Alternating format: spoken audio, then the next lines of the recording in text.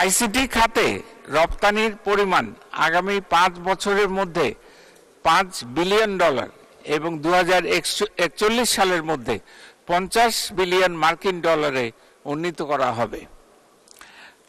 চতুর্থ, শিল্প বিপ্লবের চ্যালেঞ্জ এবং সম্ভাবনা বিবেচনায় রেখে কৃত্রিম বুদ্ধিমত্তা, সাইবার নিরাপত্তা, রোবোটিক্স, সেমিকন্ডাক্টর, স্পেস ও জিও স্পেশাল প্রযুক্তি সহ চতুর্থ শিল্প বিপ্লবের প্রযুক্তিকে কেন্দ্র করে ফ্রন্টিয়ার টেকনোলজি ভিত্তিক গবেষণা কেন্দ্র গড়ে তোলা হবে।